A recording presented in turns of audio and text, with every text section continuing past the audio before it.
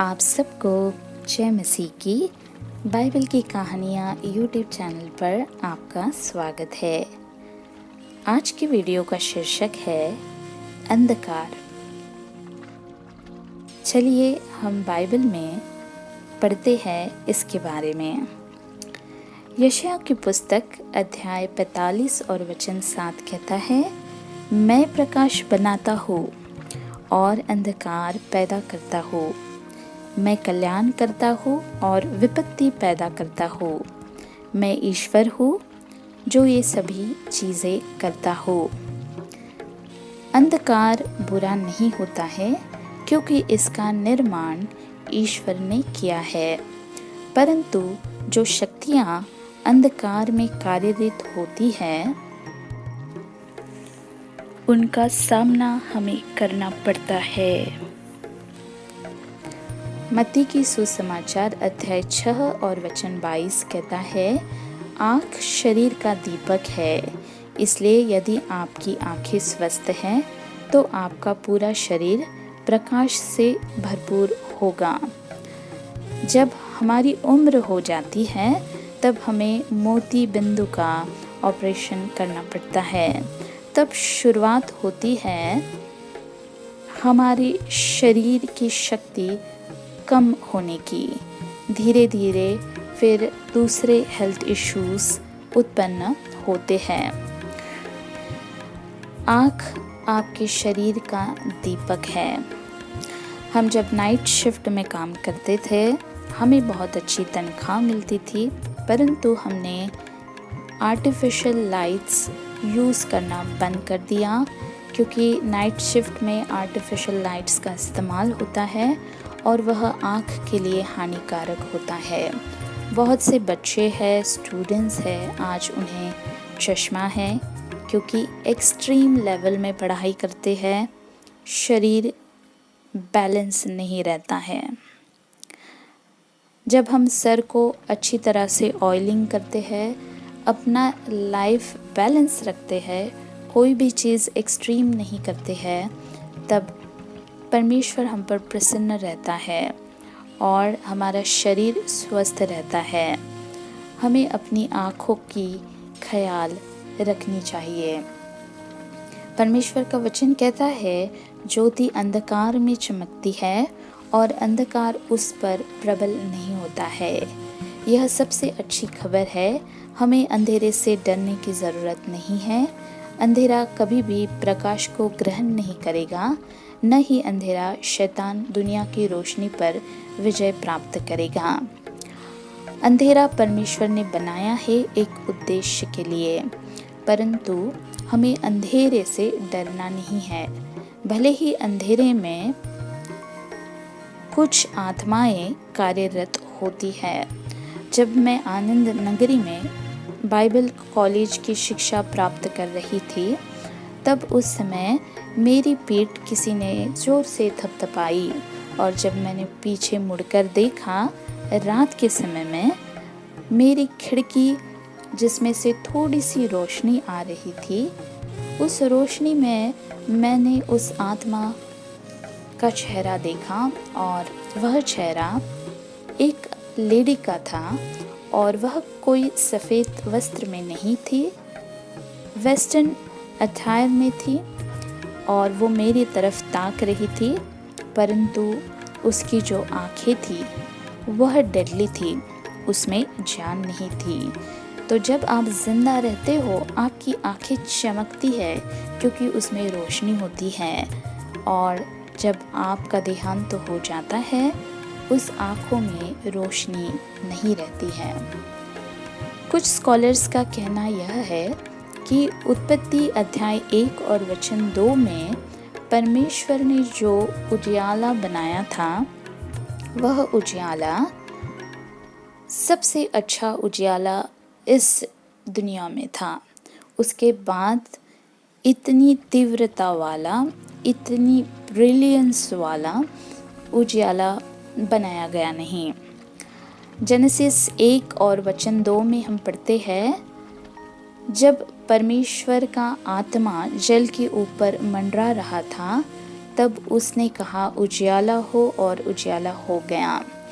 परंतु कुछ स्कॉलर का कहना यह है कि आदम और ईव के पतन के बाद वह उजियाला को निकाल दिया गया और उसके बदले में छोटे प्रति का द्वितीय उजियाला बनाया गया, जो दिन पर प्रभुता कर सके और रात पर प्रभुता कर सके। इसलिए परमेश्वर ने सूर्य और चंद्र का निर्माण किया और तारों का निर्माण किया। परंतु मुझे ऐसा लगता नहीं है कि जो उजियाला परमेश्वर ने प्रथम रूप में बनाया था उसे उसने निकाल दिया, क्योंकि मुझे ऐसा लगता है कि परमेश्वर ने पहले पूरा सेटअप किया आदम और ईव के लिए, क्योंकि आदम और ईव उसके स्वरूप में उसने बनाए थे। तो पूरे सेटअप होने के बाद ही परमेश्वर ने उन्हें गार्डन ऑफ ईडन में प्लेस किया। जब भी कोई मुझे पूछता है कि उनके शादी का बेस्ट समय कब होगा,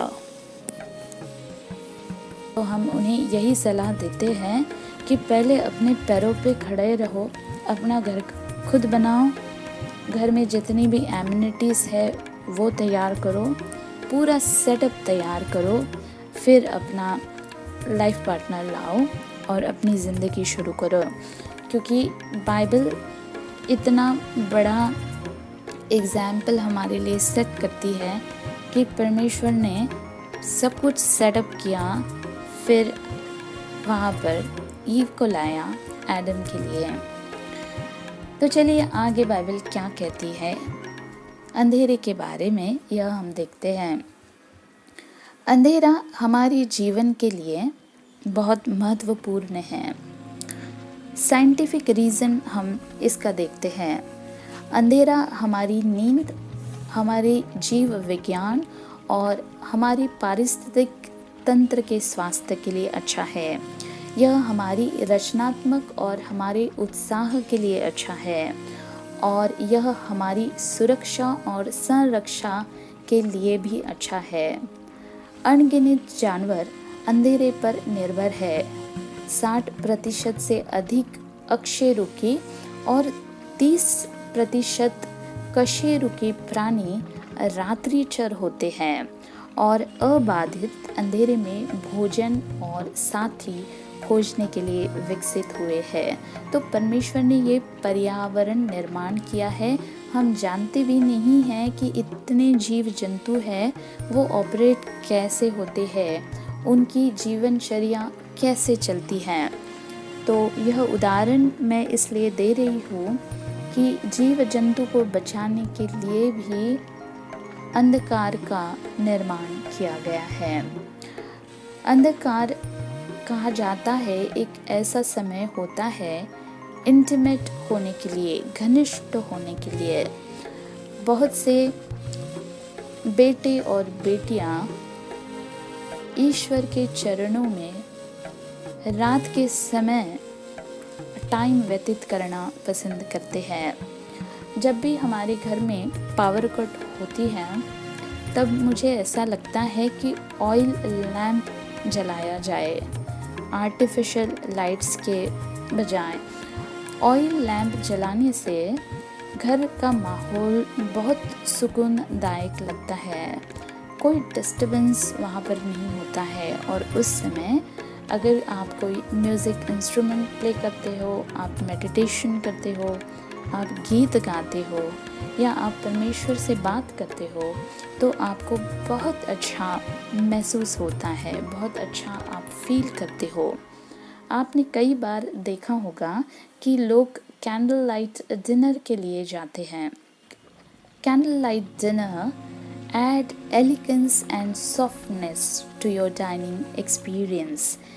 कैंडल लाइट डिनर में आप बहुत सुंदर माहौल फील करते हो और आपका ध्यान आपके खाने से ज़्यादा आपके माहौल की तरफ रहता है और ये बहुत सुंदर एक्सपीरियंस आप महसूस करते हो।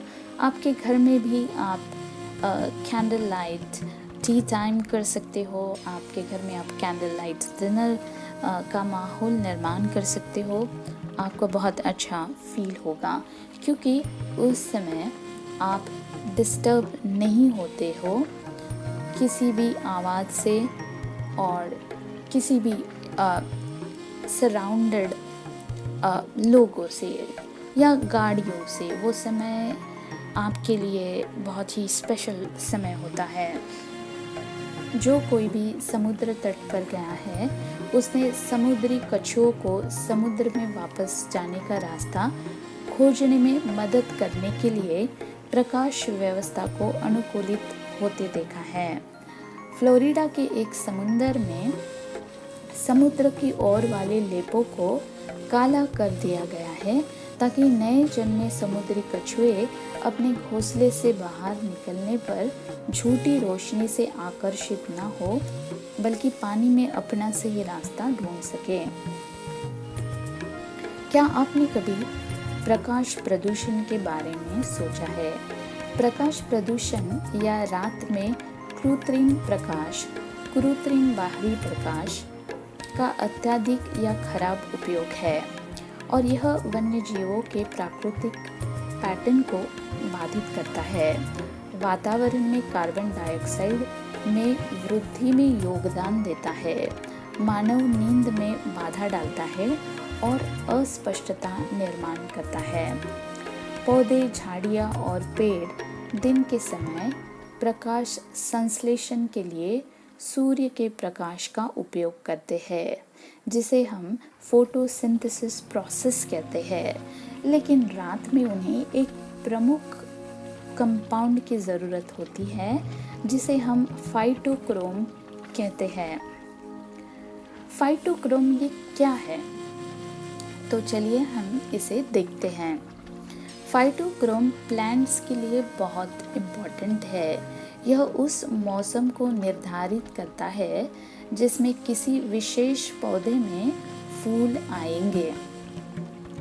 तो प्लांट्स के लिए अंधेरा भी बहुत ज़रूरी है। अगर उन्हें अंधेरा नहीं मिलेगा तो उनकी जो प्रोसेस होती है वह घट जाती है और कुछ समय बाद वो प्लांट्स मर जाते हैं। इसलिए कहते हैं कि आपका अगर छोटा गार्डन हो तो रात के समय लाइट जलानी नहीं चाहिए, प्लांट्स सो नहीं पाते हैं।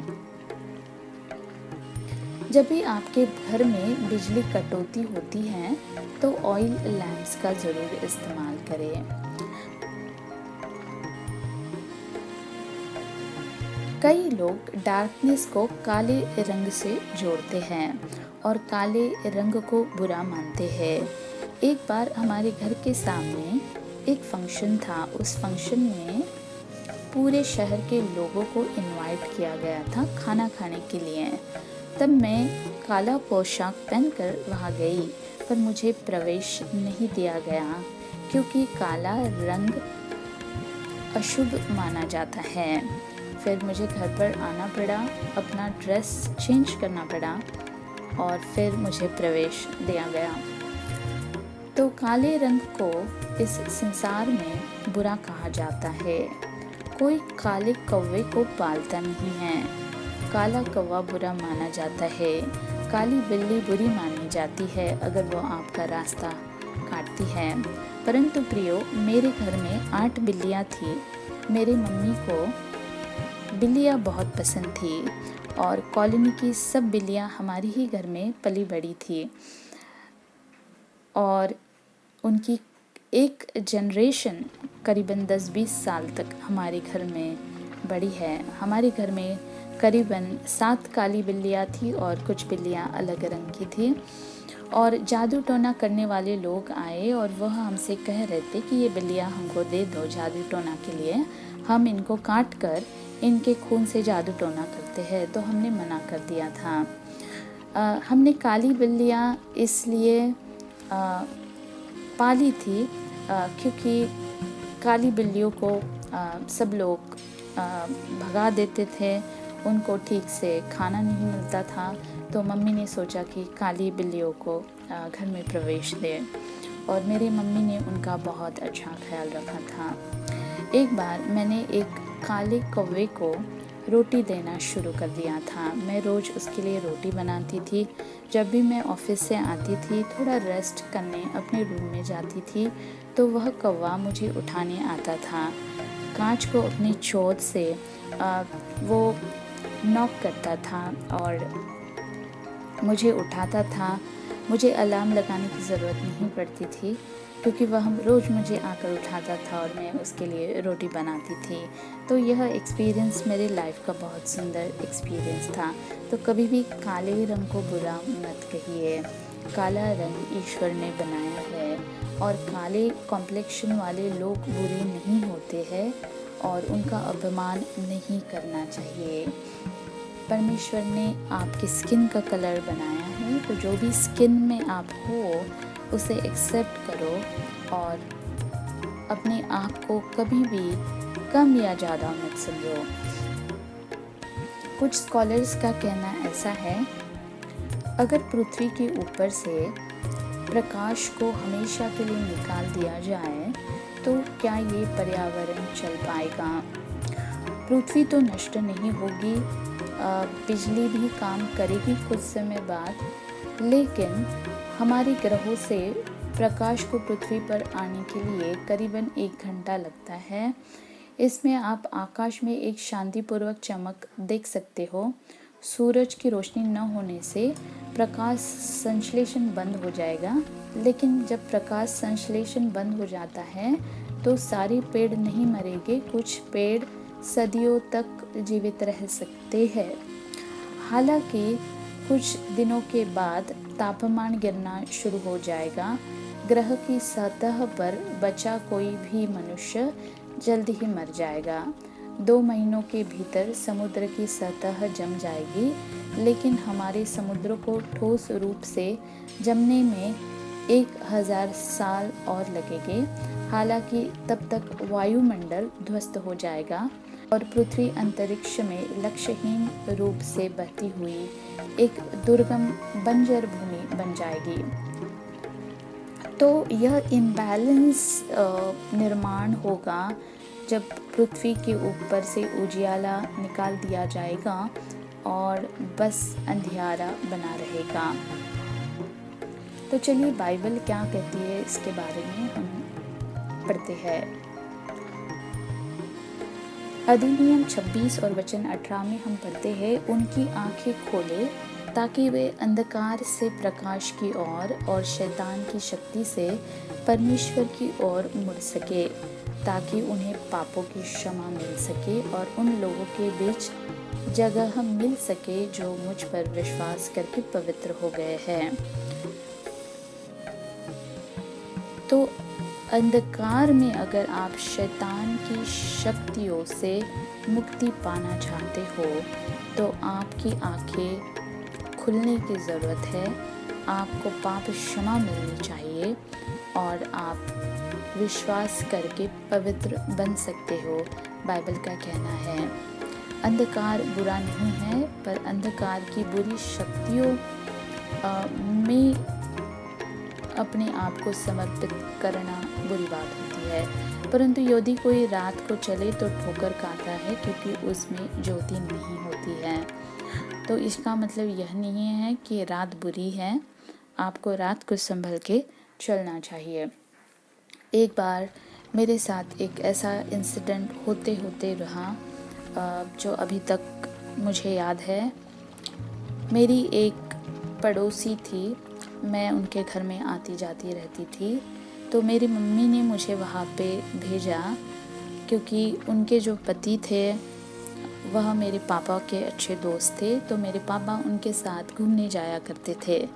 पापा घर पर लौट के नहीं आए, मम्मी ने उनके घर पर मुझे भेजा कि पापा कब तक घर पर आएंगे, क्योंकि अंकल के साथ पापा हमेशा बाहर जाते थे। तब पावर कट हो चुकी थी और उनका जो घर था मिट्टी का बनाया हुआ था, बहुत बड़ा घर था। तब मैं उनके घर में रसोई घर में गई। रसोई घर काफ़ी अंदर था। आंटी के साथ बात की। आंटी कह रही थी कि पापा कुछ समय बाद आपके घर लौट जाएंगे, क्योंकि वह उनके हस्बैंड के साथ घूमने गए हैं।